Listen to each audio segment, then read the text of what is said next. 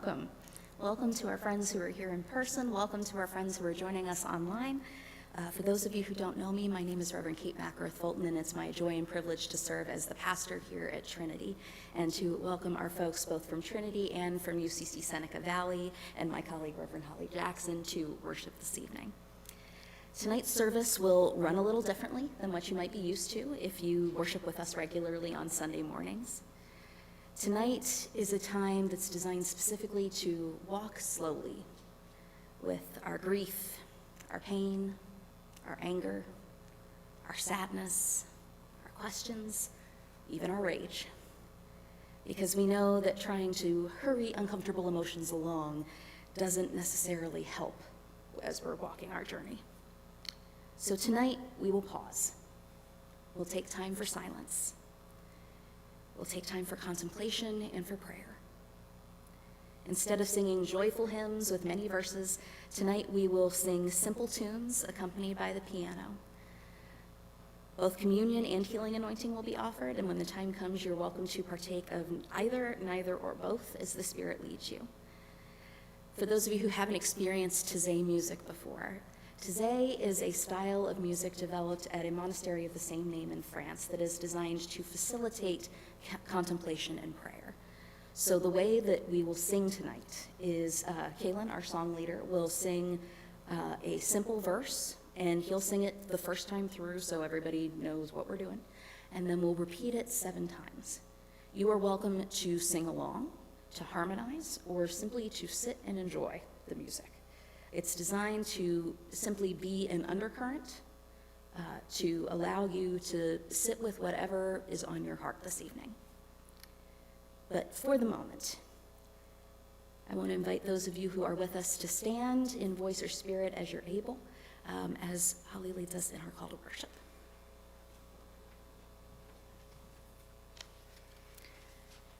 Together, let us join in voice or spirit in the call to comfort. In the lonely places, the wilderness, where we stand forlorn, your voice calls out. Prepare a way for the Lord. In the dark places, the shadows, where we hide our fears, embrace our tears, your voice calls out. Prepare a way for the Lord. In the broken places, the pain-filled hollows where our grief and struggles haunt us, the weight drags us under, your voice calls out. Prepare a way for the Lord. In the war-torn places, the hopeless spaces where bombs and bullet holes display the destruction of peace, and we can barely catch our breath.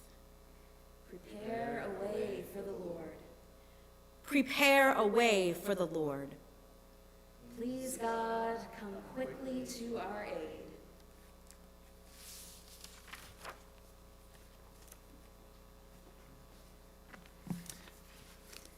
All right. The words I will sing will start with number 207 out of your red hymnal, or the words are up on the screen.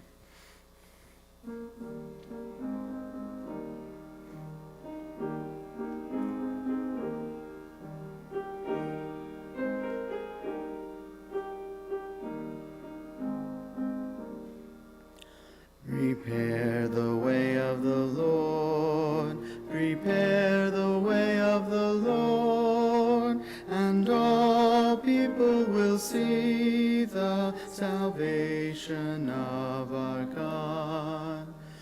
Prepare the way of the Lord, prepare the way of the Lord, and all people will see the salvation of our God.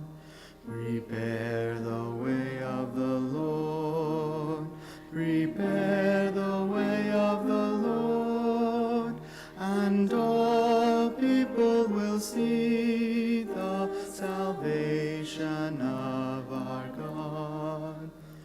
Prepare the way of the Lord, prepare the way of the Lord, and all people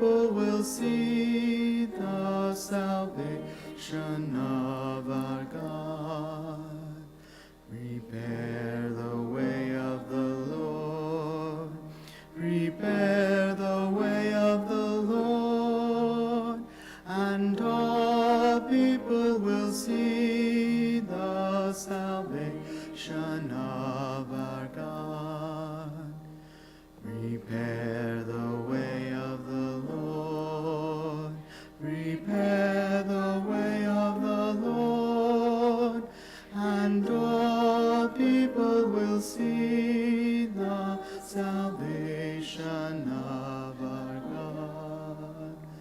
Prepare the way of the Lord. Prepare the way of the Lord. And all people will see the salvation of our God. Prepare the way of the Lord. Prepare the way of the Lord. And all people will see the salvation of our God.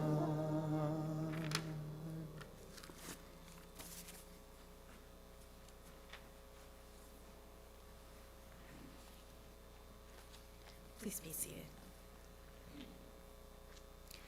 Hear these words of lament from Psalm 130. I cry out to you from the depths, Lord. My Lord, listen to my voice. Let your ears pay close attention to my request for mercy. If you kept track of sins, Lord, my Lord, who would stand a chance? But forgiveness is with you. That's why you are honored. I hope, Lord. My whole being hopes, and I wait for God's promise. My whole being waits for the Lord more than the night watch waits for the morning. Yes, more than the night watch waits for the morning. Israel, wait for the Lord.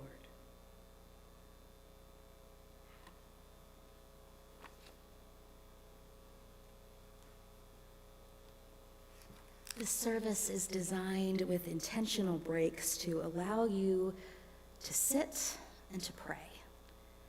You are welcome to utilize the prayer stations during these moments. You can sit where you are with your eyes closed. You can take a walk around the sanctuary if the Spirit so moves you. But you will hear a bell when it's time for us to resume.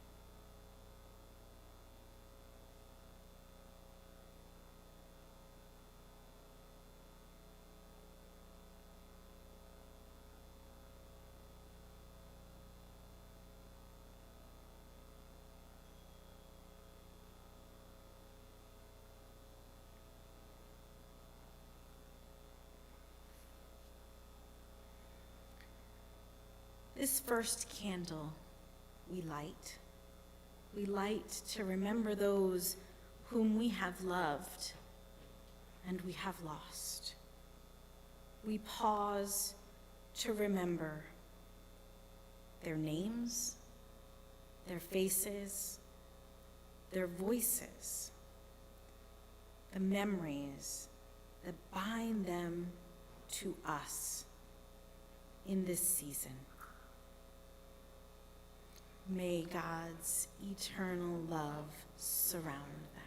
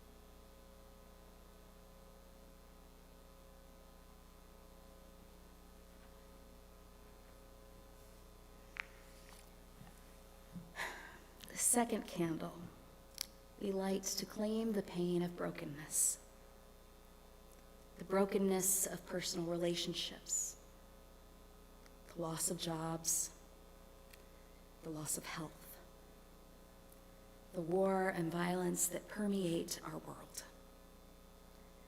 We pause to gather up the pain of the past and the present and offer it to God, asking that from God's hands we receive the gift of wholeness. Refresh, restore, and renew us, O God.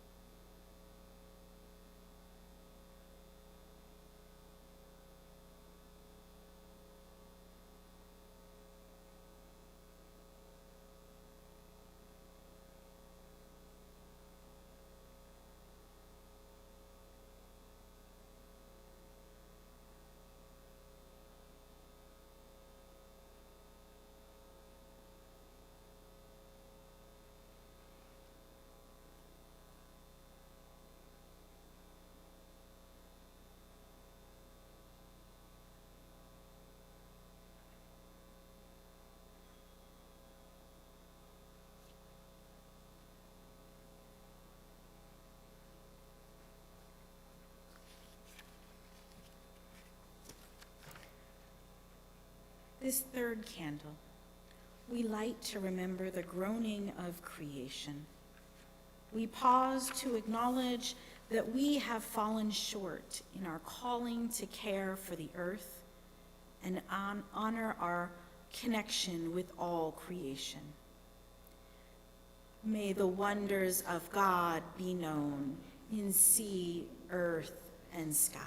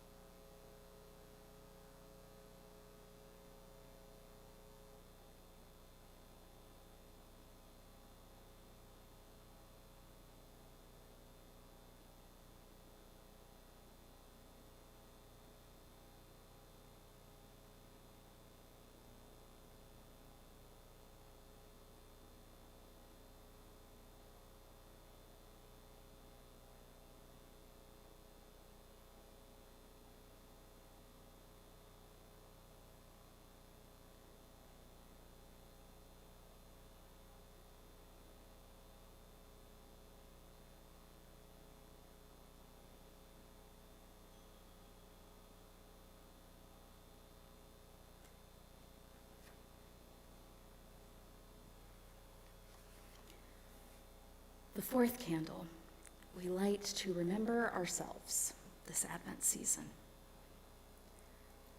We pause and remember the last weeks and months and years, the sadness, the joys, the disbelief, the anger, the down times, and the busy ones.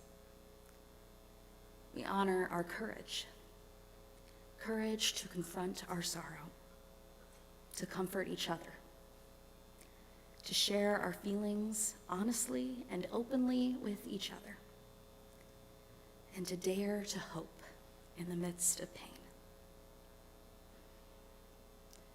Let us remember how God's light shines in the darkness, and the darkness did not overcome it.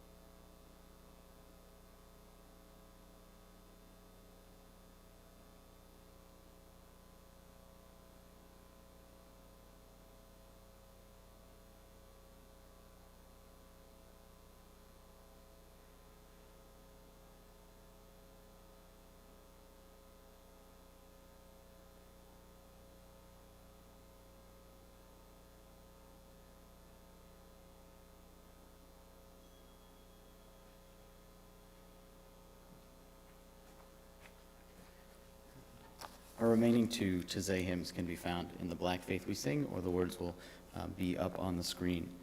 We will be continuing with number 2054, Nothing Can Trouble.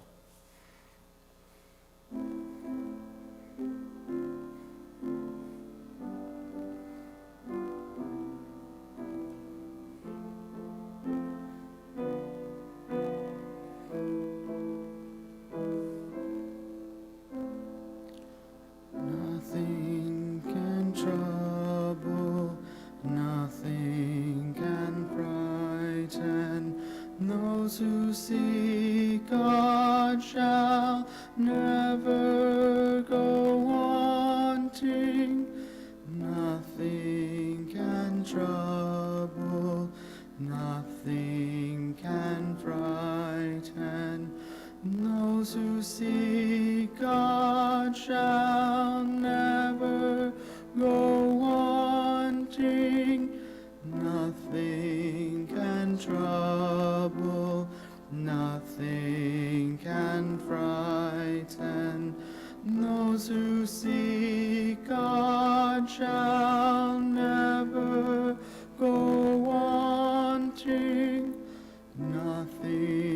can trouble, nothing can frighten. Those who seek God shall never go wanting. Nothing can trouble, nothing can frighten. Those who seek God shall never go wanting. Nothing can trouble, nothing can frighten. Those who seek God will never go wanting.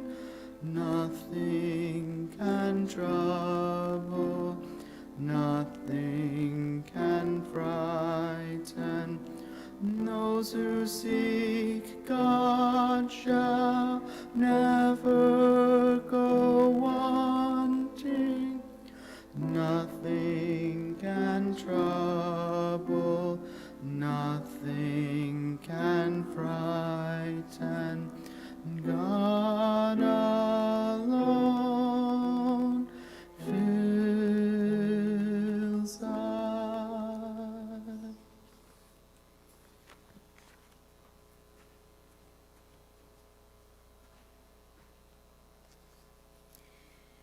Hear these words of comfort from the second letter to the Corinthians. May the God of our Lord Jesus Christ be blessed. God is the compassionate parent and God of all comfort. God is the one who comforts us in all our trouble so that we can comfort other people who are in every kind of trouble. We offer the same comfort that we ourselves received from God. That is because we receive so much comfort through Christ in the same way that we share so many of Christ's sufferings. So if we have trouble, it is to bring you comfort and salvation. If we are comforted, it is to bring you comfort from the existence of endurance while you go through the same sufferings that we also suffer. Our hope for you is certain, because we know that as you are partners in suffering, so also are you partners in comfort.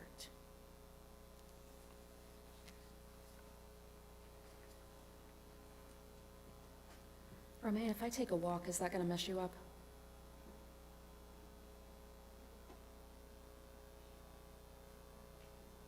Okay. Okay, cool. Just wanted to make sure the camera could come with me. All right. There is a beautiful Welsh protest song that I love, and the chorus goes like this. I'm still here. I'm still here.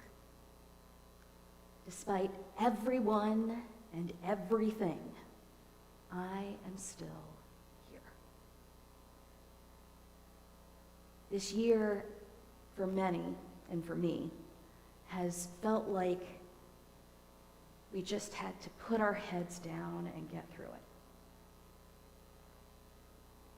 It felt like the year of one thing after another, after another. It felt like the year when we could not surface for air.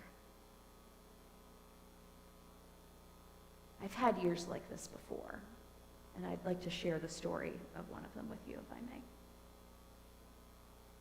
When I was in graduate school, it was my first go-around through seminary in 2011, my grandfather had died the previous spring. And it seemed like my life just sort of slowly started to unravel after that point. I failed a class, then another.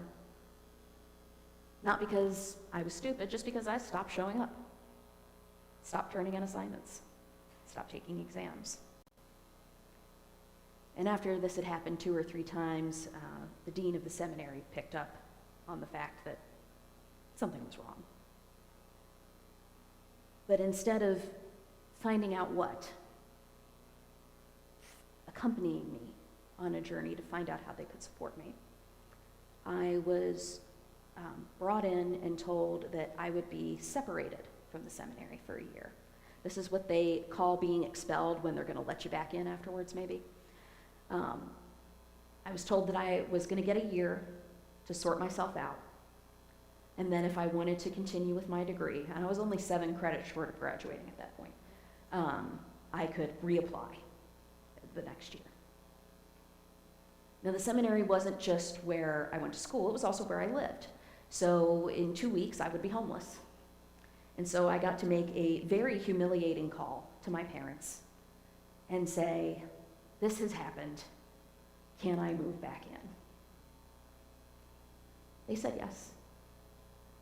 So I found myself in my old bedroom. I found a new job as a real estate analyst in a huge soulless big data box downtown in DC. And I would drive to work in the dark, because I had to be there by 8. I would spend all day working in the dark, cold calling people to talk about their commercial properties. If you would like a slow death from boredom, I suggest that real estate analysis is a career for you. And then I would drive home in the dark. I had a boyfriend at the time, but he didn't really want to marry a pastor. And though I didn't know it then, our relationship was more abusive than not. And it all came to a head in late December. My sister was graduating from James Madison University with her master's, so we drove down as a family to see her graduate. We had lunch. We drove back up to Frederick, and then my boyfriend insisted that I come to a party in DC. So I got in my little Saturn manual transmission. Anybody remember the old Saturns? They were great. They had plastic doors that would just, you could put a knee in them, and it was great. It was a great car for somebody with ADHD, because I had so many minor scrapes and that just didn't show up on that car. So I got in the car, and I'm driving to DC, and I don't really want to be on the road. It's wet, it's cold, it's raining. But I find some good music on the iPod, the old click-wheel iPod Classic, and I'm just jamming and grooving, and I'm driving by the weigh scales on 270 South, heading to DC. And 5 cars ahead of me, somebody throws on their brakes, and then the person behind them throws on their brakes a little bit slower and a little bit slower until suddenly I'm heading at this car going 50 miles an hour, and there's just no way I'm gonna stop. I didn't have a seatbelt on. And when I hit, I probably should have gone through the windshield. But there were these newfangled things called airbags. And I didn't actually know what had happened initially. I was heading for the windshield, and then all of a sudden, there was air. And so I had, thankfully, just enough leftover energy in my battery to pull my car over to the side of the wet road. And my car was totaled, gone. I'd hit like an 80s Toyota pickup, not a scratch on it. And I'm standing there by the side of the road, and I'm looking at this car. I can't afford a new one. And there was this, I knew I was depressed, but I just remember sitting there crying by the side of the road in the rain, wondering why God just hadn't let me go through the windshield. I was done. I had no energy left to keep going.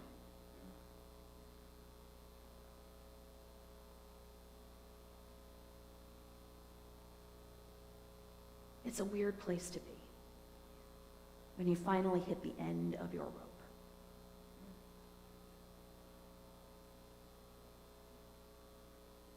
So I called my dad.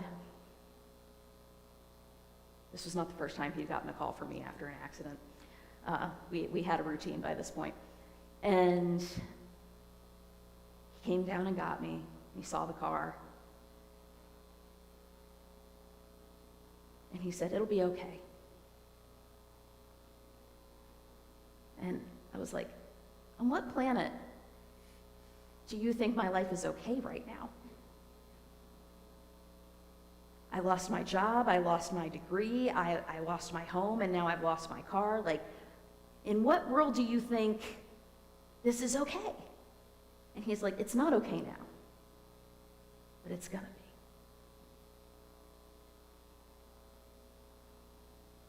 And I kind of didn't want it to be at that point. I don't know if you've ever been in that space of down or depression where, like, everything around you just seems to be a pool of sad and you're kind of wallowing in it. I didn't want it to be okay. But the next morning, my dad called my aunt, and my aunt said, "Well, you know, we've still got that 85 Buick that Dad used." Never. She does not drive on the interstate. But somehow we got the car to Frederick. And I went back to work.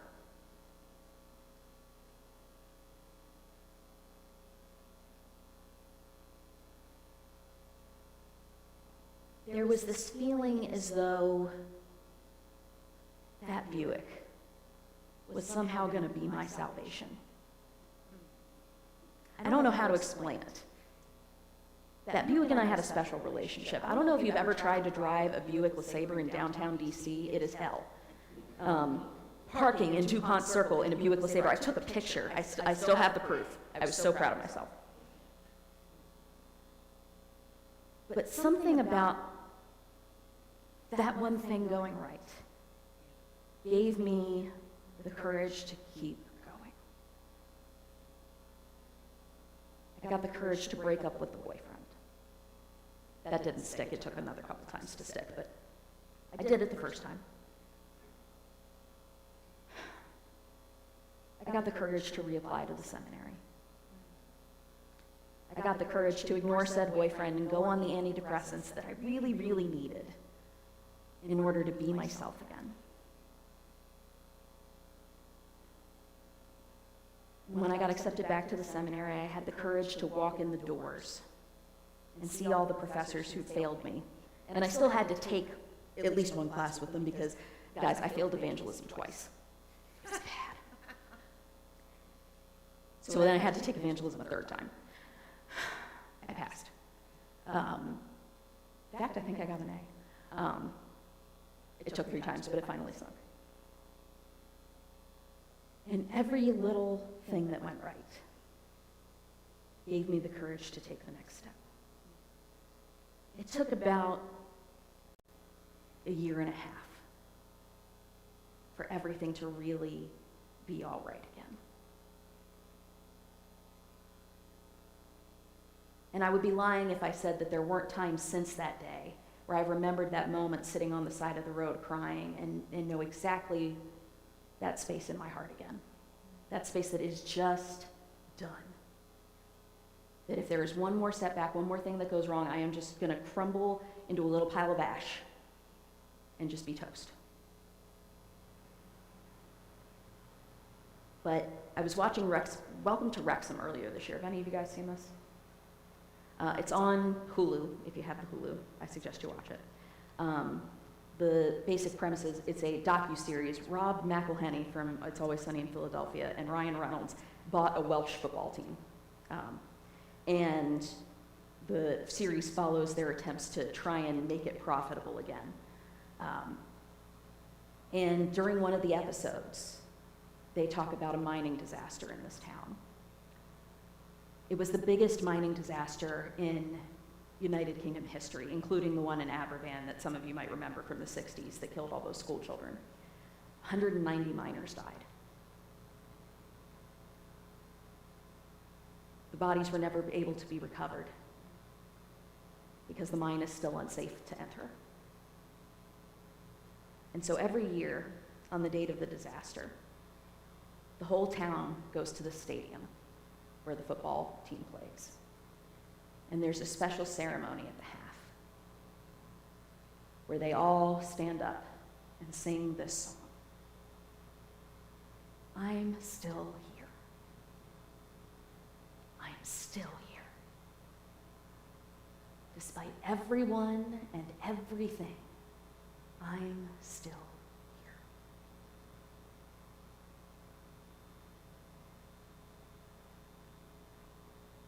So the word of comfort and hope today is simple. You're still here. Despite all the things that have gone wrong. Despite the tragedies that it felt like ripped a piece of your soul away that will never return.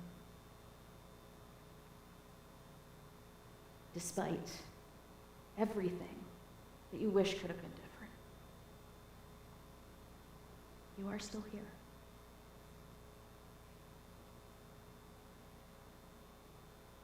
My favorite verse of the Bible is Romans 8:38 through 39. It says that nothing can separate us from the love of God.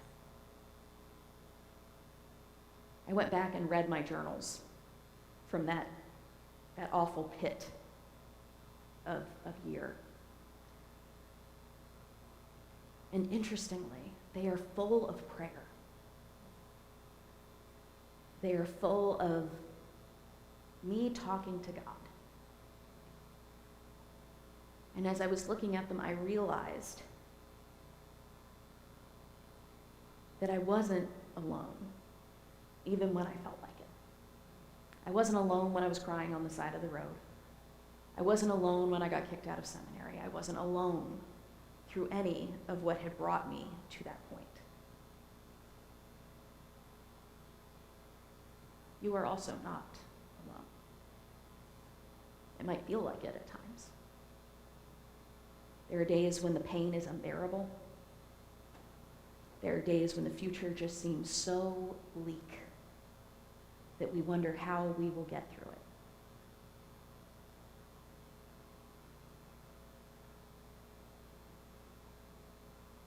But we don't stay there. We don't stay in the darkness. We don't stay in the bleakness. We take every small joy and small comfort we can. I ate a lot of Rolos that year. I had a breakfast burrito place that I would go to every morning, and they would make this amazing sausage burrito, and I still have dreams about it.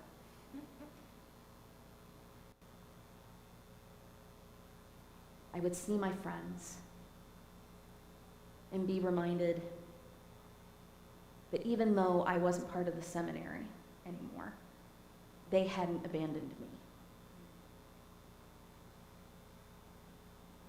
Those small comforts are what helps keep us going.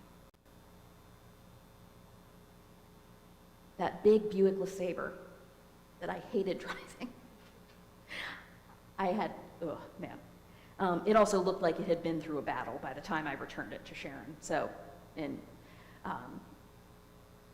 if you have a child with ADHD and they get in a lot of accidents, apparently it's a thing. I didn't know that until I was 30. But that car, because it had been my grandfather's, I think it felt like a little bit of his presence wrapped around me. I think that's why I didn't really mind driving it. I minded parking it. But I really didn't mind driving it because it felt like his presence was there. This small comfort every time I got in the car for that interminable drive to DC to go to a job I hated. My invitation for you this evening is while we're in the dark, while we are waiting, while we are taking those tiny steps forward to a light that seems so far away,